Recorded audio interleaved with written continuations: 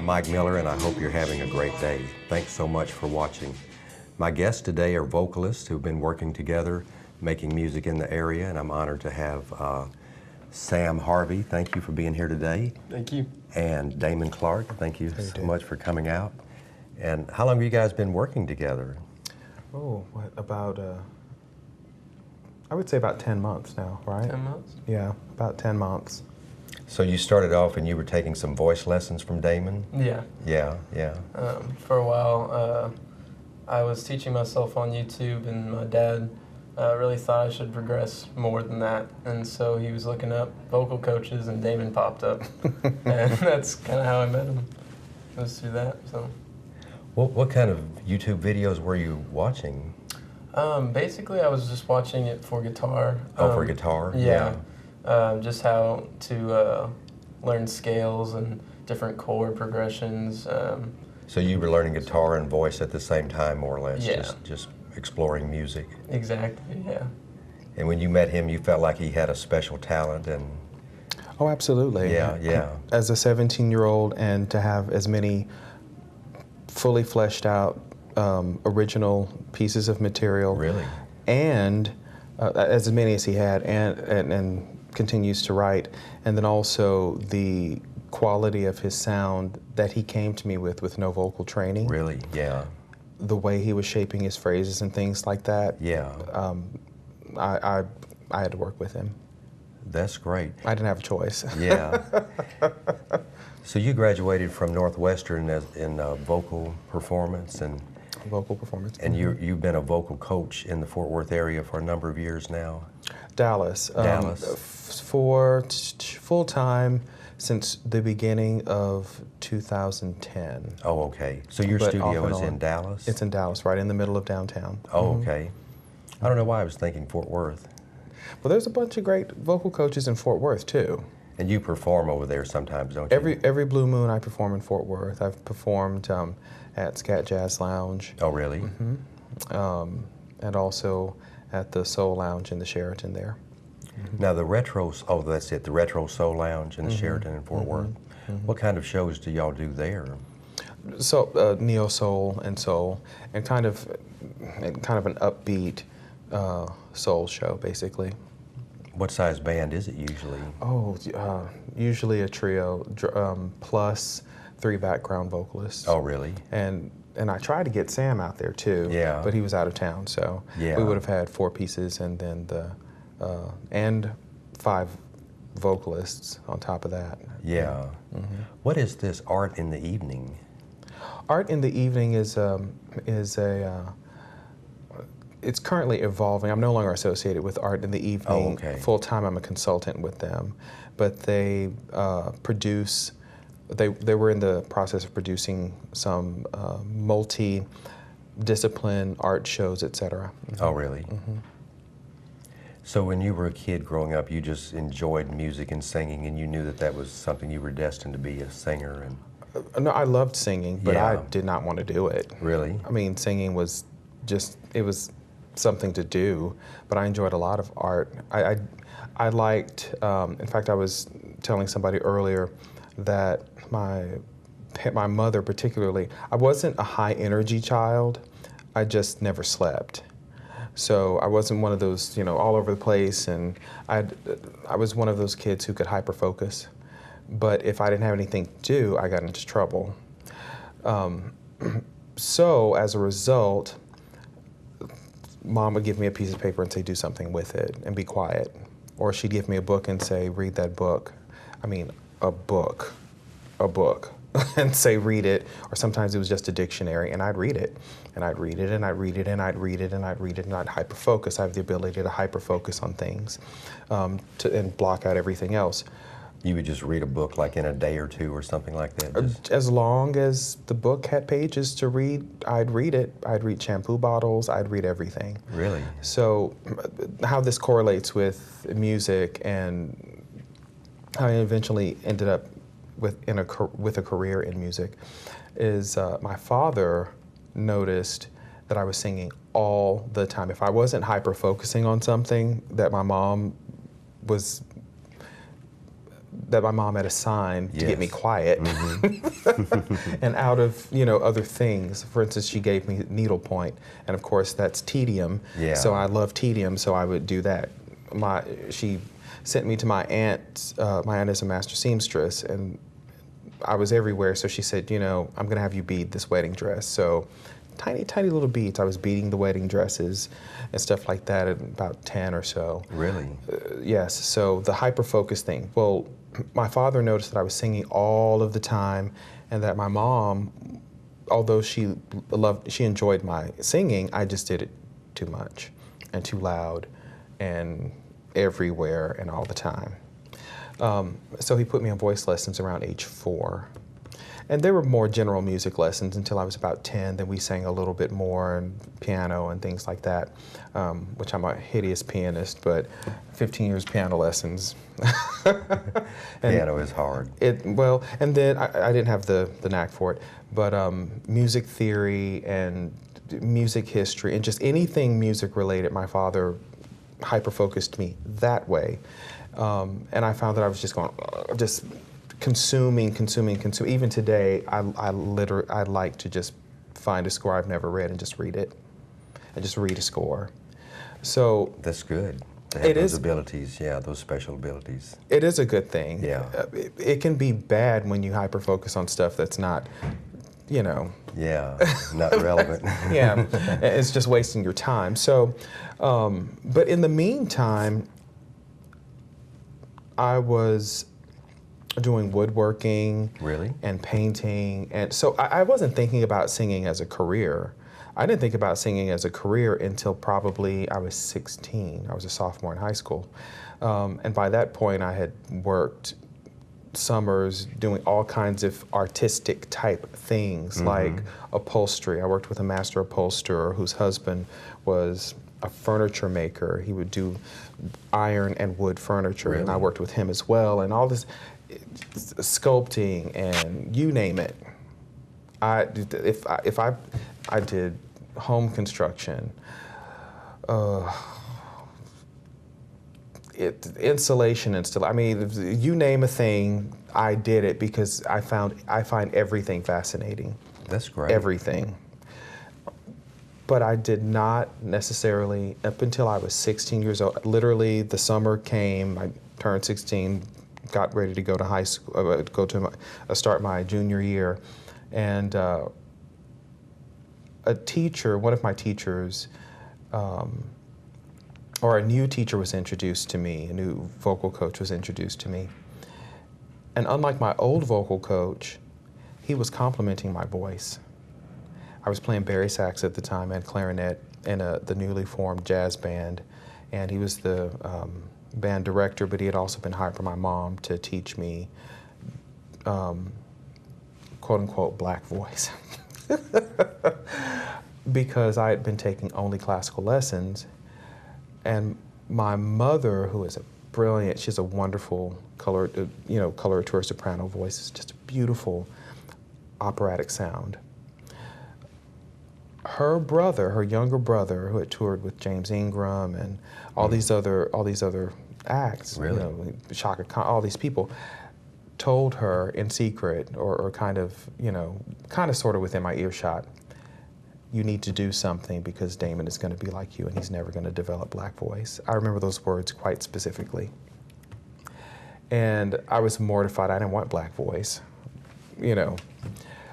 I didn't know what that meant. I just knew it wasn't classical, and that's where I was being trained. I was being pushed down that path. I was not thinking of a career. I was just thinking gospel music. That's what I was thinking. It'll ruin your instrument, blah, blah, blah, blah. I was thinking all the screaming that they do. I didn't know. When you're young, you think you know, you don't know. Anyway, we ended up with this new band director who ended up also being my vocal coach. And he started introducing me to standards, to jazz standards. What is your range? I'm a tenor. Tenor. And in the classical world, I would be considered a tenore leggero, which is a light, high tenor. Nice light high notes and all this kind of stuff. No real girth to the instrument. It's not a fat, dark, beautiful instrument like I wanted. I want it to be a dramatic tenor, you know. It's like first tenor, more or less, or they have First tenor. and second tenor. Yeah, It's absolutely first tenor. first tenor is the highest range. Mm-hmm. Yeah. Mm-hmm. And I pretty much specialized in Rossini. Oh, really? A little Mozart, mostly Rossini. Lots of coloratura work. By the end of high school, I knew probably 300 standards. Really? And then I didn't sing jazz again until 2009. But anyway, the point is, it was that vocal coach who said to me, and I know we meandered a long way to get there, but it was that vocal coach that said to me, you have an exceptional instrument. You can do this. What I didn't, and I resisted him to a certain extent, but what I did not know about him until the second year I studied with him is that he was because he's no longer with us, he was a brilliant classical musician as well, and had a great appreciation and respect for classical voices. And that's what I had, and he believed that they were the voices that primarily made the most of jazz. So he was trying to help me unlock that potential and all of the flexibility that I was getting from the classical training, particularly the bel canto training. And I appreciate it now more than I ever could then. It takes a while to put it all in perspective, I'm sure. When you're young, you don't know. Yeah. You don't know what you don't know. That's for sure. Yeah. When did you start doing your studio work where you're working there as a vocal coach? Again, one of those things where you don't think that you are going to ever. I said I was not going to teach. I said I would never teach. I'm going to perform. Once I finally found my performance legs, and thought, I'm going to perform until I die, or until they drag me off stage or whatever, because I just love performing. I thought. I actually vowed out loud and put it out into the universe, I will never teach, because teaching is boring. I hate it. I never taught. So I don't know how I thought that, but At what point was that? I was 20 going into my career. Yeah. I was 20. Yeah. Which was kind of early, but it is what it is. Mm-hmm. I was very lucky. By about 28, about 8 years into I sang full time for about 4 years, and then I got really tired, the travel and all of that. And some family things happened, went back home, and was dealing with some family issues. My mother passed me an advertisement to a bank for a part-time teller. At the time, I didn't have to work because I had made enough money. I probably could have just sat for over a year. Really? That's great. But I was just sitting, and my mom wasn't going to have it. Yeah. So That's not good. Well, yeah. So she gave me this advertisement. I went to the interview. It was like a part-time teller at a bank. And I thought, well, I'll just do this for a few months and get the family back together, and it'll occupy my time while I'm just sitting around looking at mom in the face, and then I'll go out about my business and go back to singing. That turned into 5 years in the banking industry, 5 really good years where I got to discover a lot about myself. Really? And gained some incredible skills. That's great. I love banking. I found out that I use both sides of my brain equally, which is strange. Well, if you can really focus on minute type things, I guess financial banking is something you would be good at. Policy. Yeah. That's what I ended up in. Policy, then compliance, and then online e-banking, anything Really? wires, Yeah. ACH, credit cards, blah, blah, blah. I ended up over a bunch of that stuff. In the meantime, during that period, I got interested in production. Mm-hmm. So I started going, okay, what is production?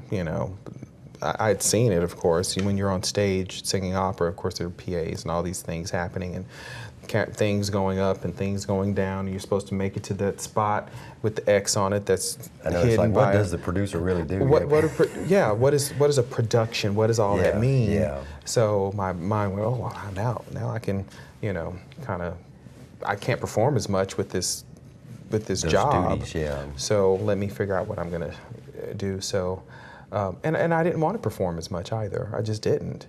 So I started producing. The long and the short is during that period of producing, I started seeing where there were vocalists that I was hiring for this, or an act that would come in or something like that.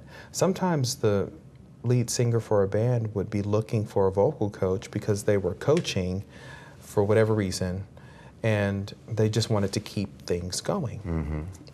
And I didn't know any. My teacher was passed away by that point, and I really didn't know any where I was living. So I would do a little bit of coaching. So you just stepped into that role, more or less. Yeah, just but it was occasional. It was just like a couple of 3 times a year. So That's great, though. you know, but I said I'd never teach, of course. Moving. But you began to see the need that people needed your professional help. vocal coach. Yeah, the coaching professionals. I started to enjoy that. When I moved to Dallas, it got a little more extensive, and different musical theater personalities and whatever, and I started coaching some of them. But it was occasional. It was 2010,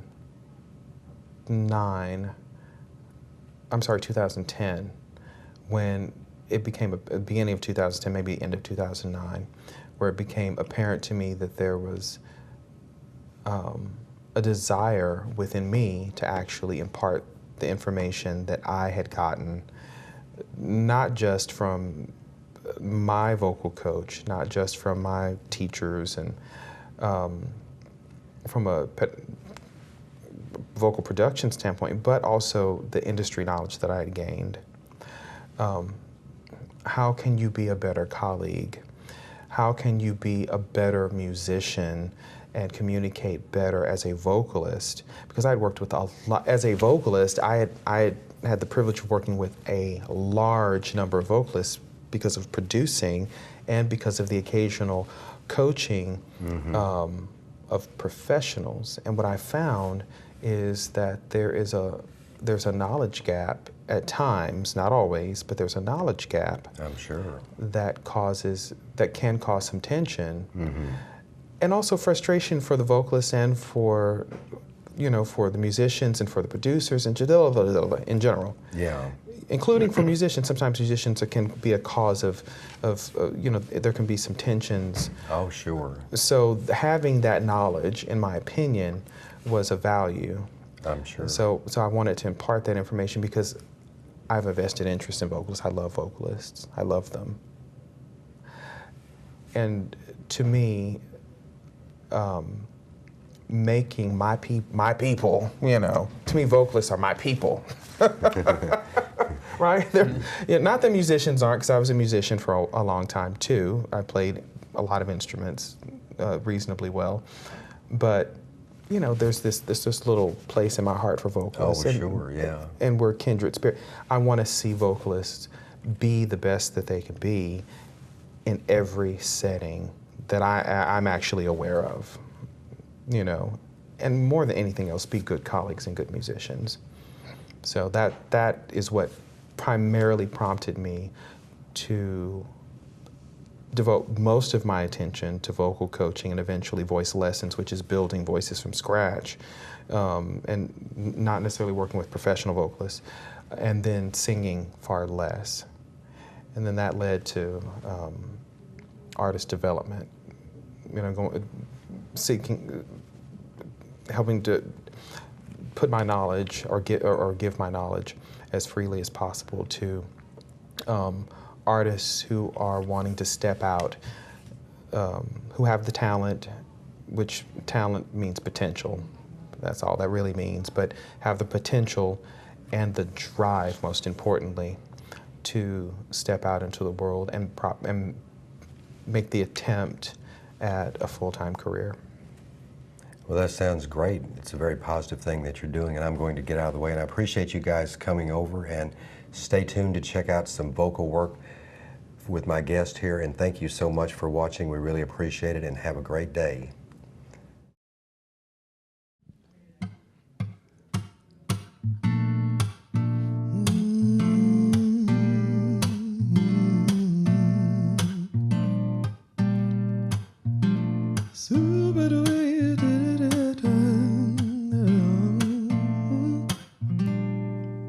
The very thought of you, and I forget to do those little ordinary things that everyone ought to do. I'm living in a kind of daydream. I'm happy as a king and foolish, though it may seem to me that's everything. The mere idea of you, the longing here for you. You'll never know how slow the moments go till I'm near to you. I see your face in every flower, your eyes in stars above, but it's just the thought of you, the very thought of you, my love.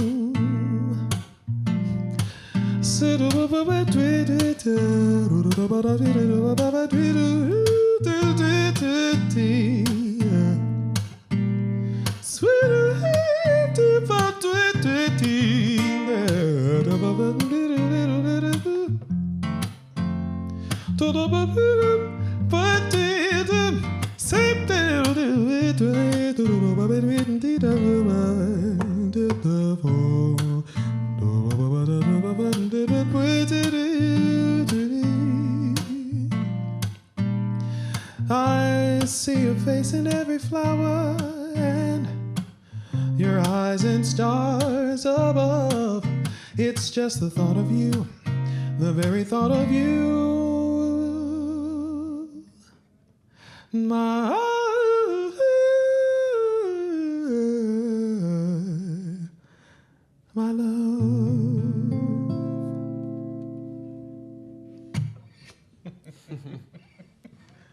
Let's see. You want to try something more contemporary? Yeah. How about Thinking Out Loud by Ed Sheeran? Sounds good. Okay.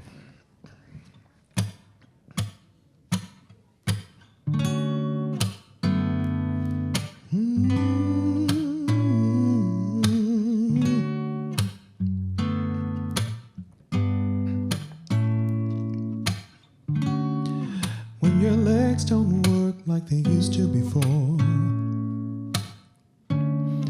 and I let you off of your feet, will your mouth still remember the taste of my love? Will your eyes still smile from your cheeks? And darling, I will be loving you till we're 70. And baby, my heart could still fall as hard as 23. But I'm thinking about how people fall in love in mysterious ways. Well, maybe it's the touch of your hand. Me, I fall in love with you every single day, and I just want to tell you I am. So honey, now, ooh, take me into your loving arms. Kiss me under the light of 1,000 stars. Place your head on my beating heart. I'm thinking about how maybe we found love right where we are. We found love right where we are. We found love right where we are.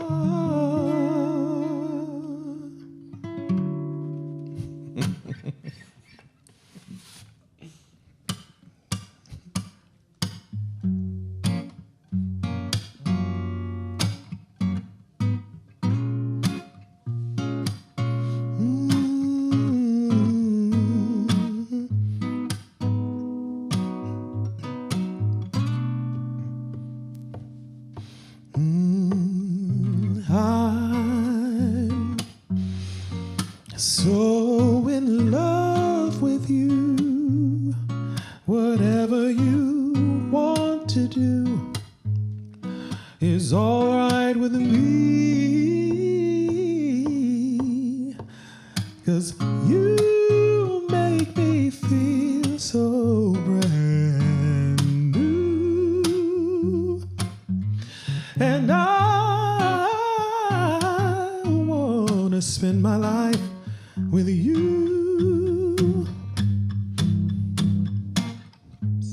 Oh, let's stay together, loving you, whether times are good or bad, happy or sad, yeah. Why do people break up, then turn around and make up? I just can't see, yeah, 'cause you never do that to me.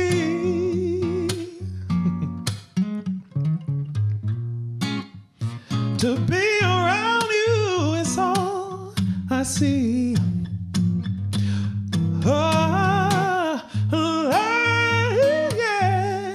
Let's stay together, loving you, whether times are good or bad, happy or sad, times are good or bad, happy or sad, good or bad, happy or sad.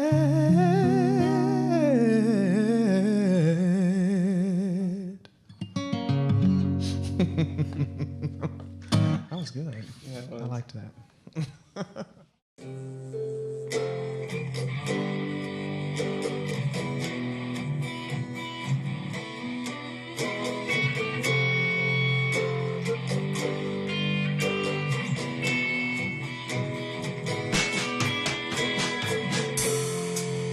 And they tell me, follow your dreams. And they say, do what you want, and money will come.